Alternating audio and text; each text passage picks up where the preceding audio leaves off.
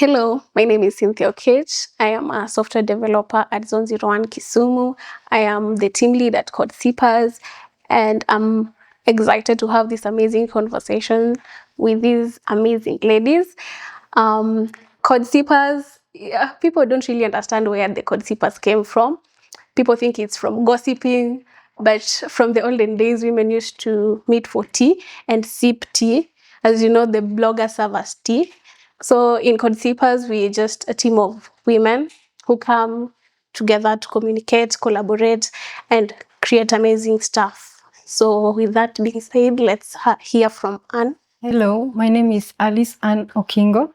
I am a software developer at Zone01 Kisumu. I am a project manager at CodeSsippers. And I can go ahead and say what fascinates me is data. You'd ask yourself, why data? Data is everywhere, and data help us make decisions, and decisions that create impact. And what keeps me awake at night is the issue of gender inequalities. And this brings me to the point of ensuring women know and understand what they think about themselves influences their emotions, how they feel about themselves, and then their behaviors. Yeah. Hi, I'm Maina. I'm a software engineer at Zone01 Kisumu. I'm also a UI UX designer. I like colors. I am a community manager and communications manager at CodeSsippers. I really like to dwell with content creation, branding, all that. Also, one thing I like is automating. I mean, it would automate my life. I mean, I'll be so happy. I like IoT. I would love to have softwares that actually are personalized to my life, which can actually make my work easier. Yeah. So March is known for women. Yeah. We recently had the International Women's Day event a week ago, and it was so inspiring to go through that conversation. So before we get into that, I'd like us to share about our experiences in tech as women and how was it like for us. Let's start with Anne. Oh, it's okay. So one thing I would want to say is the importance of celebrating such occasion, the International Women's Day. So you see, it's a day that I feel like if you don't leverage on it, it goes wasted. Yeah. And yet it could be leveraged to ensure that people understand challenges women undergo in their lives. It's a space where people ask questions. Why is this happening? What can we do to help? And also it's an opportunity to make other people like men to become allies. Yeah, so I feel like this is an important day that everyone should celebrate and bring more women together to let them understand that the challenges that they are undergoing it's a uniform challenge and you can overcome it. Yeah. Yeah, I guess for me, I really like the event we had at Zone01 Kisumu together with CodeSsippers, and I love that we are able to bring women on board and make them realize you're not going through this alone. You know, it's a shared thing, you know, and we can come up with solutions that benefit us as women. I think it was so important to have it so that you can talk and know what are you experiencing at work, what would you like, what are the policies you'd love to be implemented so that they can ease in your work, especially in the tech space where we have that, you know, there are less women, you know, and we want to sensitize on women that they can come on board. It's a space where everyone is included. Yeah, so I liked the conversation, the mentors we had. We really talked about mental health. We had our MD there, and she really came in handy with the points. She really advised us on delegating work, on asking for help, because mostly you find women, we want to be the savior. Honey, you can be the savior, you know, delegating work, asking for help, because, you know, you'll have work at home, you come to work, you know. She also emphasized on the issue on, as much as, you know, in a workplace, as much as you want to help in arranging team activities, you know, we should focus on the main agenda so that when it comes terms for promotion, your unseen work, which is not directly to what you employed to do is also seen. Yes. Yeah. Yes, that brings the point of the invisible workload. Yes, where women tend to take up a lot of work that is not even, it's not formally recognized. It's not in the yes. So they'll always want to help. If you have an extra work, they will take it up. Yeah. This brings them burnout. Yeah. So I feel like this was an important discussion to have, because it also creates that environment of vulnerability for women as in tech. Yeah, you discuss what is really, really deep into you, and what really triggers you in this space, and how can you ensure another lady does not experience such, or can you make it easy for her? Yeah. I think also that was the main issue when it came to promotions at work, because people are complaining during this promotion or increment in salary, the women are not seen.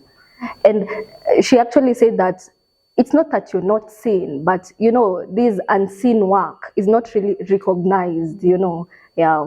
Women, we are natural mothers. So we tend to care, we tend to help, and most of that work is not seen, like as you said in the JD. Yeah. So about us women being saviors, how can you explain, or how can you debug the superwoman expectation?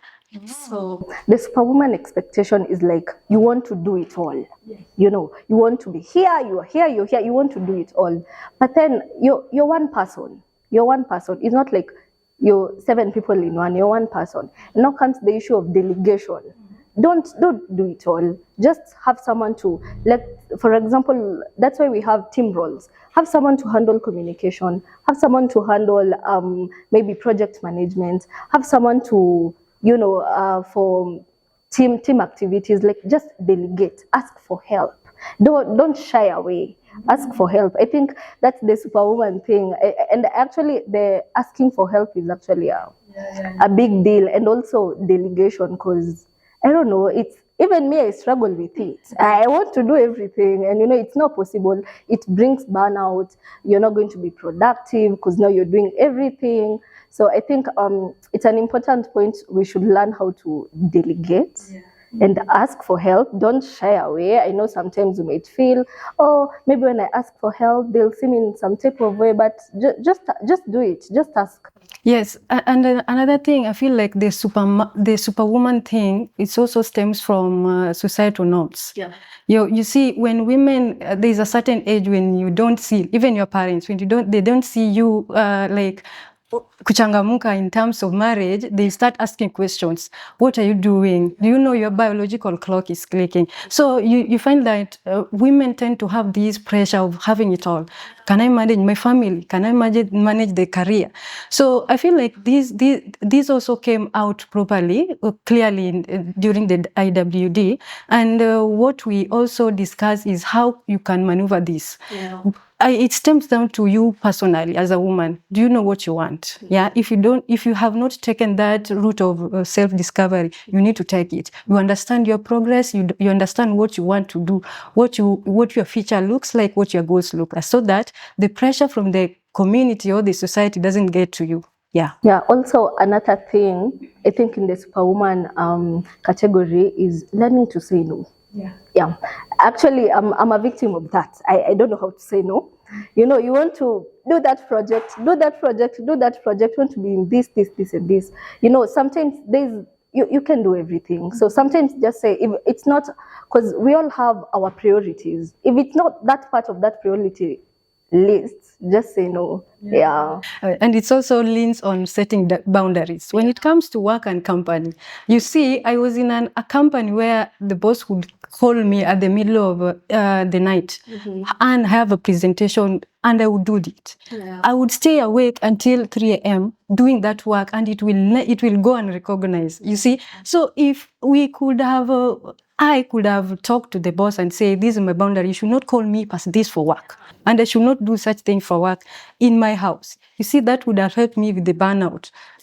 Yeah, like that brings me to this point of work-life balance. Like, is there really a balance, or is it an illusion that there's a balance? Because I'm thinking, if work needs me, I'd have to abandon my home. Yeah. I'll not be a present mother, I'll not be a present spouse. But when I'm at home, The work suffers. Yeah. So like, let's talk about it, work-life balance. I feel like that's it's a personal choice, number one. You have to see what is really important to you.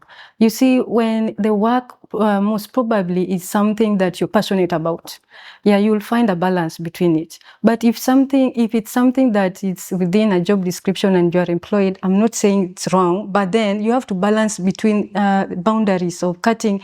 This is now enough for work. I need to go to my work, to my home. You see, it's a personal choice because the value of your family, it also depends on you. Yeah. So To me, I don't think, is there something like work-life balance, especially now in tech, because tech is so demanding. Like, I can attest to my social life, zero in the guts. My social life is not there, and that's because maybe they feel that it's so demanding. So I think in the work-life balance, something has to suffer. Unfortunately, something has to take the, to go down. Something has to suffer. But if it's suffering, to what are you gonna gain, in the future? Like right now we are doing tech. Yeah. I know my social life is not that good. I'm not going to concerts as I wanted to, but I know in future, I'm gonna compensate for that, But I think for work-life balance, it's something I should, work on, because for me right now, I don't have it. And I actually don't believe it exists. I think for me, work-life balance means something should not suffer as the other one thrives. So I try to find a balance between my social life, my work life, and even, there's the spiritual life, these other aspects of life. And talking of that, how do you make sure that your mental health is okay and in check, even in your work area? May think, okay, before I go to mental health, I agree to what you said, but yeah, one doesn't have to suffer, but we can't have a 50-50, unfortunately. Sure. Yeah, but you can try and, on weekends, Monday to Friday, clock in, and then on weekends, do your shenanigans. So on mental health, I think that's a very, very big topic and a very important one. Because especially right now with the Gen Z, I actually like that the Gen Z are very heavy on mental health. There's actually, everyone says, Kama, you have not diagnosed yourself with a mental health problem by now. You don't have an ADHD, yeah? I mean, and I like the idea of the therapy programs. There's increasing awareness that people should actually go to therapy. And I think that's a huge topic. We during the AWD session, we had a speaker who really emphasized on mental health, and she actually touched on three main points. She said, first, there are things you can't control. I think tunafaa to settle on that. There are things that are outside your control, but there are things that you can control. So just focus on things you can control. Things you can't, just leave them. And then the second thing, she really emphasized on how your emotions, how what you think influence your emotions, and then influence your behavior. We have this thing, especially in the tech space, the imposter syndrome. Yeah. And people wonder, how does that come, to be? And most of the time is what's up here. You'll be given all these talks, but what's in your mind? What do you think about you? You get? Mm-hmm. So I think regulating your thoughts is a key factor. Just be positive, be delusional. I mean, be delusional. I mean, yeah, and you'll find that once you rectify or have a good trail of thoughts, your emotions change, your behavior changes. You not be angry, have an attitude. Yeah. So I think your thoughts play a really big, part in mental health. To know what. yeah. So so most cases, do you think people really have that knowledge of what they're thinking, or does it is it influenced by your surrounding? And then, even if you acknowledge that my thoughts are negative, and what can you do? What can you do to ensure that you are always positive? You're always surrounded with people who are so positive, or you gauge your thoughts. Yeah, because it's in line to the imposter syndrome. The question is, does it ever go away? This imposter syndrome. Yeah. Yeah, I think the environment plays a role to your thoughts. Okay, who did say thoughts to your behavior, to who you are? Because I think they say the first 7 years of a child is 7 years. Actually, who you are today, if you do a background check, is the first 7 years of a childhood. And also, environment plays a huge role in what you're thinking. That is why you advise sometimes if you feel exhausted at work. You know, that's why, for example, at Zone, you have the green area. Go and play some games. Go and play. Just switch it up. Switch it up. And also, what else? The imposter syndrome. Can it go away? Really? I don't think it can never go away. It depends on like at what stage you are and whether you're growing, because you're exposed to new situations. You are out of your comfort zone, and you tend to have that doubt in your mind that, am I really capable of doing this thing? People around me may be positive, but in your inner thoughts, I don't think it really goes away. I feel like to some extent it's a good thing, because to have it. Okay. Number one, it shows you that you acknowledge, number one, it's imposter syndrome. Number two, you acknowledge that maybe you are lacking at something. Yeah.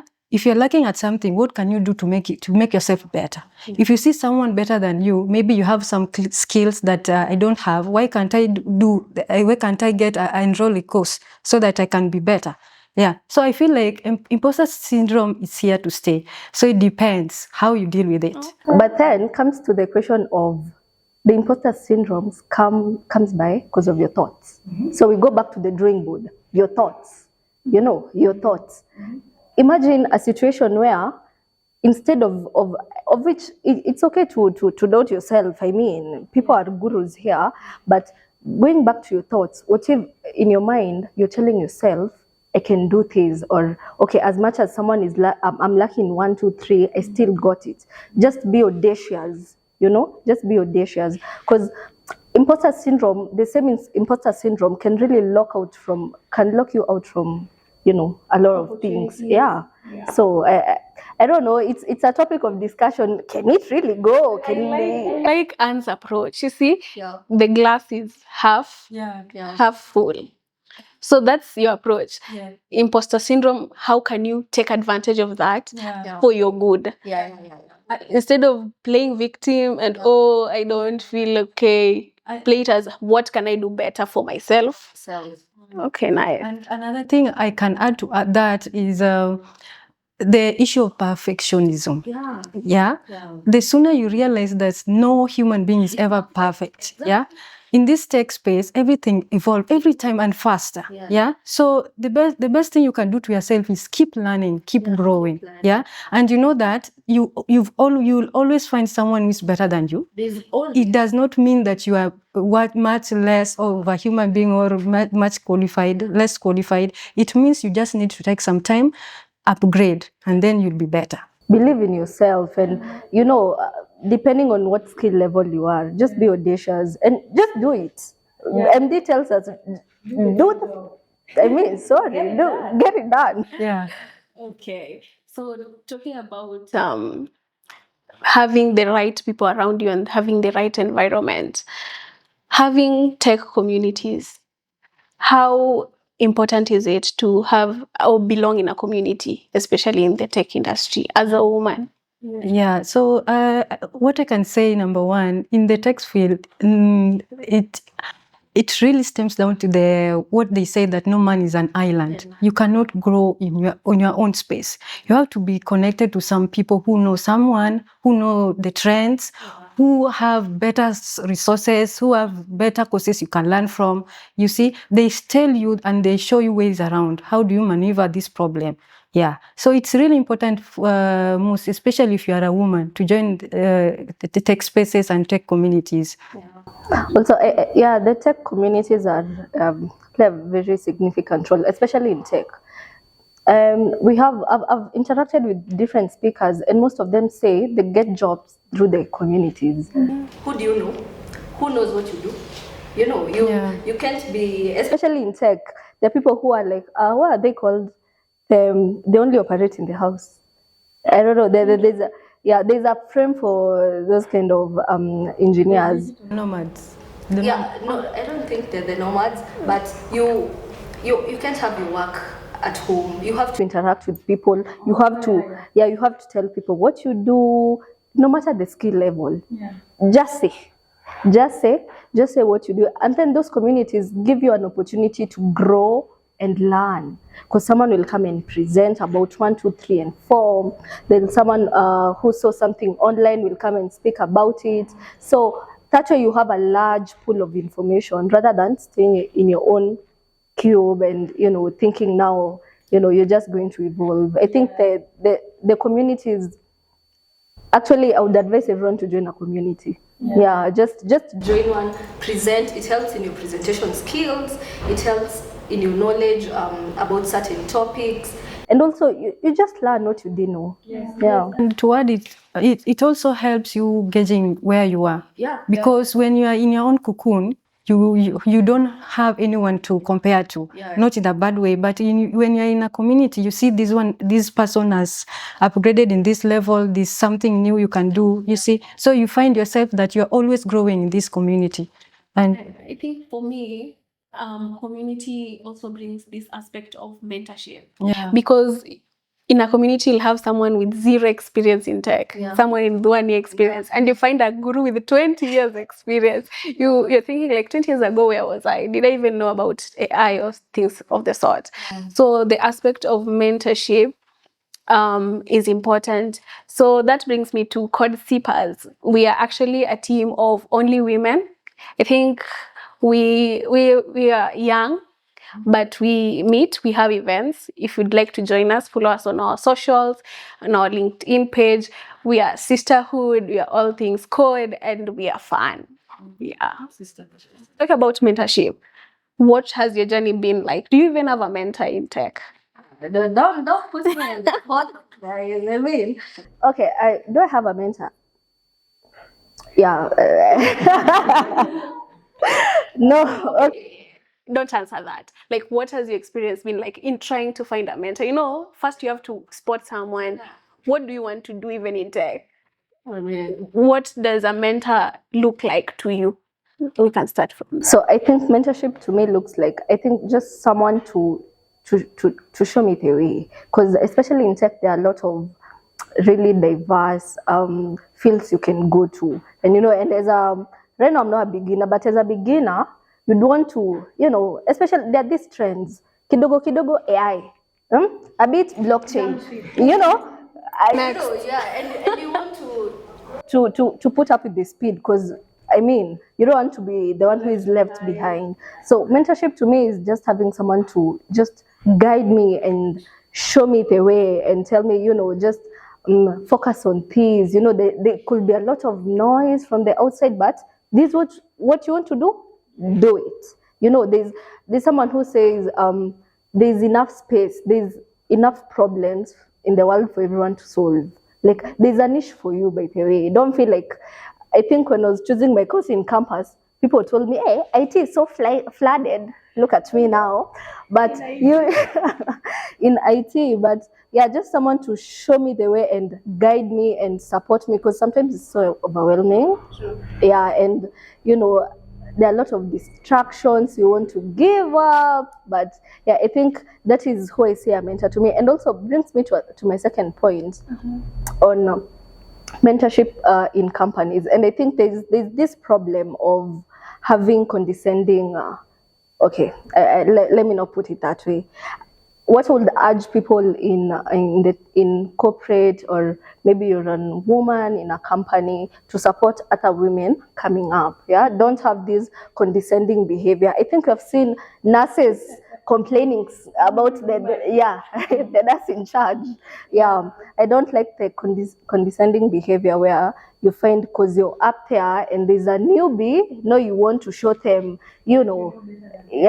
just support, just support. We want to see ourselves all up there. Be a girl's girl. Yes, and to add to that, one thing I learned in this tech field is if you keep it to yourself, you'll be as dumb as ever. Yeah, you gain information, you gain knowledge, technique, you share. No. The more you teach, the more it sticks, because we have a lot to learn. The more you stack them up, the next, maybe in a month, if you're told to do the same thing, you won't do it because you've not been practicing it. And how do you practice? You teach someone, you mentor it. And I feel like the part of mentorship, Zone01 has also come to that light. And one thing that I think that we have also leveraged on is the peer-to-peer thing. Because I can be a peer, I can also be your mentor. Because there are people in the zone who are more, their knowledge, they are more skilled than us, people who had started with no coding, but we learn from them. You see, that peer-to-peer bridges the gap of that mentorship. You need someone to talk, you need someone for advice, and then Zone itself is our mentor. So they have come to give us opportunities, mostly for the women. You take up your space. How do you talk? How do you speak? How do you be visible of what you are saying, what you know? How do you tell people, the world, that I know this? Also, another thing I like about tech, there's no gatekeeping. As you said, if you gatekeep, you're just dumb. Actually, I don't want my neighbor to know 1, 2, 3, and 4 because I feel, he or she will go ahead of me. The gatekeeping thing, I'm sorry, guys, but not in tech. You can do that. Yeah. For sure. Yeah. So about IWD 2025, what was the theme this year, if you can remember? Accelerating action. Accelerating action. What does that mean to you, accelerating action? I think accelerating action is like now moving from the conversation, from what we're having now, to actually implementing the steps or the policies we have come up with. It's about the action, implementing, doing. Yeah, it's more of doing what you've talked about. We've had this conversation. Yeah, it's fine, but let's now get into it. Let's hands-on. Yeah. And it's like, for those people who read their Bible, faith without action is dead. So like, when you have conversations, what is the result of it? What is your aim, or what is your goal? And can you take us through that process of accelerating action in tech, as women in tech? Yeah. So, for example, what we did with the IWD, we brought women together from diverse backgrounds, and we were discussing the challenges women face. Number one, for example, progression in careers, flexible work environment, the Superwoman challenge. So, when you gather people together, they share ideas on how they can overcome this. Yes. And these ideas is what we want to make them into a policy that we can approach maybe a company like Zone. We need something like this to make more women be involved in this space. Yeah. So that is the point that we are in. Everything that we discussed, can we put them into policy so that we approach a company or a community and tell them, if you do this, this is going to happen. More women will join the STEM subject, and we have more women embracing technology. It's more of actionable plans, and creating that environment for women in the corporate field or in the tech field. How do you think these policies are going to affect more women joining tech and STEM related courses and fields? How can you gauge, like, how effective will it be?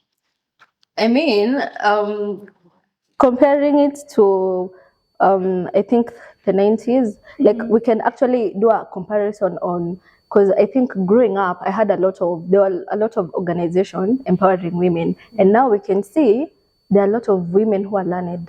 Is that true? So I think once we just take the action, I think the results are there. We just need someone to just push us and tell us, just provide a platform where we can just empower other women. I think the results have been seen with other projects. Yeah. So I think it's something doable. It's something which could yield results. Yeah, so thinking in that line, I'm thinking of maybe a step by step on how we can make this. For example, when you have a tech company, and you see that in this tech company, almost everyone is a male. Then would you ask a question, what is happening? Why all men? Why don't you employ women? Yeah. And when you ask such questions, the company would go back to the drawing board. What can you do to make sure that women are hired? Yeah, maybe they can find that there's maybe mentorship opportunities for women to learn these skills. Yeah, so they can provide such thing like mentorship programs for people to come on board, for women to come on board. Such things. Yeah. Also, and that is why we have CodeSsippers, by the way. Yeah. It's just a place for women, where we can hold your hand and tell you, baby, it's okay, you got this. Yeah, I think such programs or such what do we call it? Initiatives, are very crucial, especially to Yes. Yes, and also to add on that, in talking of initiatives, in CodeSsippers, we have a project that it's under planning, where we go to girls' schools and approach ladies, children who, and educate them on the importance of STEM subjects, expose them to this computer technology. You see, when I was growing up, the primary school we didn't have a computer, so you see there's nothing that to inform a woman that this is a line I can explore. So when we decided to go with that initiative, the aim was to get more children on board to accept and embrace the technology. That was such an amazing conversation. I want to give us opportunity to give us our parting shots. Something, a minute or two. Okay, before I do that, also another thing about actually have like good things are cooking, guys. Good things are cooking. We are women and we want solutions. Okay, we don't want to be biased, but we're building solutions for women, right? So there are a lot of things that are coming up, especially because we're in the tech space. There are a lot of products we are working on behind the scenes. So guys, join us and let's make something beautiful for us. Yes, parting shot. Yeah, parting shot for me, it would be for women. I would say, as a woman, try as much as possible to know who you are, because that will be the foundation of everything that you do, everything you love, everything that they're setting boundaries. Because if you don't understand yourself, you can take any shit from anyone. Yeah. But if you do understand yourself, you understand that this is what I want, that this is not what I want.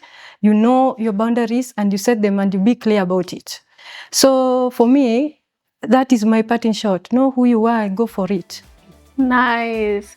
Finally, I'd like to say, being a woman is a very beautiful thing, and you're able and you're enough.